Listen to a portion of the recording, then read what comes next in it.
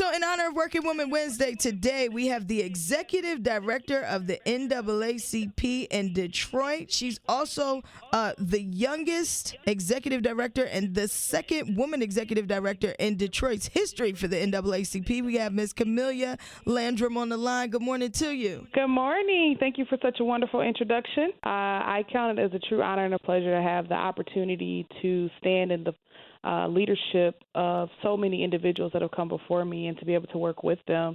The executive director role in the city of Detroit is viewed as, the voice of the community. That's a liaison to everyone that's really looking forward to moving the community forward. And so it is not a light task that I think about it.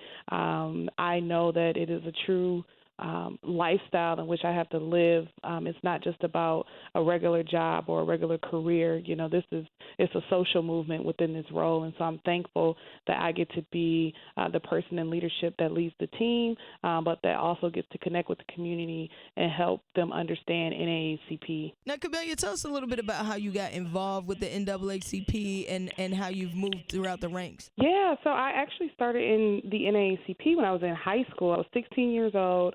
I was that kid that tried out for everything, like majorettes, JROTC, the choir, all of that. And when I tell you none of it worked, I truly mean none of it worked out for me. So I ended up going to an event that the NAACP was holding, like a Freedom Weekend type of thing, where we always have programming for youth. And so they talked to me about this youth council and what it meant to be involved with the community. And I always had a love for community. I just never had an outlet where I could, show that. And so I ended up joining the NAACP. I was 16 years old. I ran for president of our youth council. I won the election, and I stayed involved. When I went off to college, when I came back, I became a youth national board member. When I started at the Detroit branch office, I was actually just an office assistant. This is when, Facebook was, the thing, and nonprofits were like, yeah, we really need to get into social media. So no social media training whatsoever, but because I went to, school, they were like, she must know something. True. So they ended up hiring me, and it just took off from there. The opportunities for leadership kept coming. I kept showing myself being responsible and accountable. The opportunity to engage with the community, get creative, and, put new programming for us and help attract young people to the organization. It all propelled me to where I am today. So I've officially been in the executive director role since February, but I've been with the organization 14 years, and every year and every experience definitely helped me to get here. Incredible. And where are you from originally, Kamilia? I'm from Detroit, born and raised. I only left when I went to school, FAMU. Oh, okay. I hear you. All right, so you represent for the home team in the D. Oh, absolutely. You know what? Detroit is drawing. I mean, there's no way I could ever leave. I've traveled all over the world, and there is truly no place like home. So I never want to leave Detroit. I love it. Can we talk a little bit though? Because we're here in D.C., right? And you know, from the outside looking in, when they speak on Detroit, a lot of times it's lack of development, or you guys are kind of, it seems like you might be dealing with some of what DC is dealing with as far as gentrification, new development coming in and residents feeling pushed out. We've also seen, of course, worldwide attention regarding Flint, Michigan. So can you speak a little bit to what makes headlines versus what Detroit is to you? Yeah, so of course some of the things that make headlines, all of it's not true. We've definitely dealt with gentrification here in the city. But the one thing about Detroiters is that we absolutely fight back. And so you're not just going to come into our city and not do anything for our neighborhoods. So we have, if you want to build something downtown, if you're at a certain threshold, you have to also make a connection to a local school in a neighborhood and or some type of investment into a neighborhood that needs help. Same thing with individuals that are working with housing units, new banks coming into the city. You have to create a program or a project or something that will help benefit more than just you coming into our city and making, a lot of money. as far as when people see us on the outside, a lot of times you just have to get to know Detroit.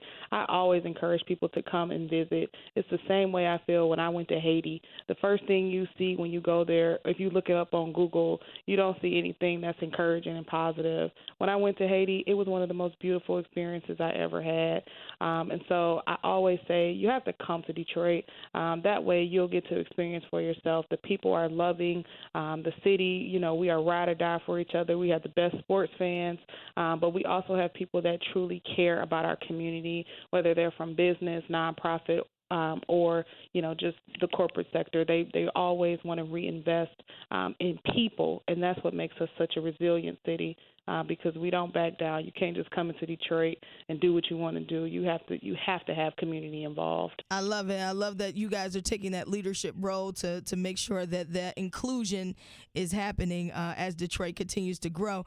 Before I let you go, Kamilia, you guys just had the 110th NAACP annual convention. Speak a little bit to how things went. I know you guys had a lot of spotlight on you because it looks like all the big runners on the Democrat side for the presidential election, they came through to speak their piece. Yes, this convention was awesome. The last time we hosted it was in 2007. And so for me, I was graduating high school the last time we hosted the convention. Wow. And then now for it to come back and be executive director, just to see that transition. We had so many people come in from across the country. Our corporate community really stepped up to help us host events. We had a college fair for young students. We did a historical scavenger hunt.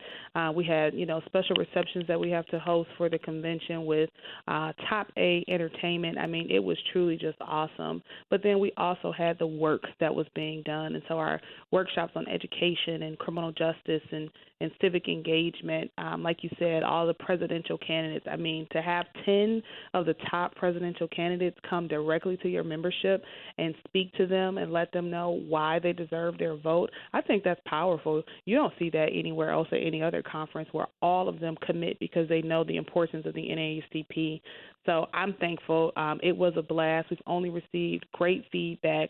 And so I've always said I wanted people to be energized, I wanted people to be entertained, and I wanted people to be educated when they came here. And I absolutely think we accomplished that this year. The next set of debates is happening in Detroit Tuesday, Wednesday night. What are you expecting from these candidates when you watch the debates, or are you participating in any way? Are you actually going to be able to be there and see it? And do you hope that they do speak to what's happening in Detroit and other cities, urban cities around the country? Absolutely. I will be there. So the organization, we're nonpartisan. We can't do any partnerships. But as Kamilia Landrum, I will for sure be present because you have to know, people look to the NAACP, even friends, they look to me, Kamilia, what should we do? And so I think it's best that I'm informed, and the best way to get the knowledge is directly from, the individuals that are running. What I hope is that when they come, that they are honest about either mistakes that they may have made in their past as candidates, how their policies will truly impact not just the poor, but how will the country feel when your policies are in place? So a lot of people think theoretically, and then once it's actually implemented, it's like, well, that's not really what I wanted to happen because they're not thinking about all the backlash. I definitely want them to be able to talk about diversity within their cabinets, how they would make sure that racial inclusion or diversity and inclusion is a top priority for them. If people want to see themselves represented, and even though it may not, or it may be an African-American woman in leadership, or male, or Caucasian, whatever it is, if you're going to be in leadership, you have to make sure that you surround yourself. And so you can even see it in their campaign teams, because who they're surrounding themselves with now will be reflective of who they are when they are in leadership. So I'm hoping that they will come truthful. I'm hoping that they will come with diversity on their minds, and I'm hoping that they will come with policies that truly, truly have a great impact on our communities and not just theoretically. Absolutely. Kamilia, I appreciate you so much for checking in with us. Again, congratulations on all your success. You seem like an awesome leader for the people of Detroit and just for the NAACP organization as a whole. So congratulations with everything that you're doing. Best of luck with everything in your future. And any last words to anybody? the NAACP has been around for so long. Again, it's over 100 years old that I think sometimes we forget that it's there. It's kind of like you always expect it to be there, so you're not always thinking about it. It's not always at the forefront. So, to anybody who may be inactive or, haven't really seen the NAACP movement, what would you say to get them involved, and how can they continue to follow you all? I want people, check us out on social media. We really, really, really want to connect with everyone, not just millennials, not just, our seniors. We want everyone to get involved. There is too much at stake. 2020, we have the census, which will be taking place, where every person truly must be counted so that we can get dollars into our communities that we much deserve. Medicaid, Medicare, financial, all of these things are connected. And we're electing a new leader of the free world, as they would say. And so it's no better time, in my opinion, than to get involved with the NAACP. If your local chapter is not strong enough, then get involved and create a local chapter. It's not hard to become a part of the solution. And so I say get involved nationally. I say get involved locally. But at least if you can't necessarily make it to a meeting, just be educated. Know what we're doing, because people will be very, very impressed once they actually get to connect with us again. Nice. Kamilia, let everybody know how they can keep up with you personally or follow you as well. Yes. My Instagram, Facebook, all of that is Kamilia Landrum, KamiliaLandrum. Same thing for the Detroit branch and NAACP on all of our social media. We'd love to make sure you stay in contact with us and get involved in the movement. Absolutely. Thank you so much for checking in. Thank you. Great interview. I appreciate it. Absolutely. Have a good one. You too. Bye-bye. Bye.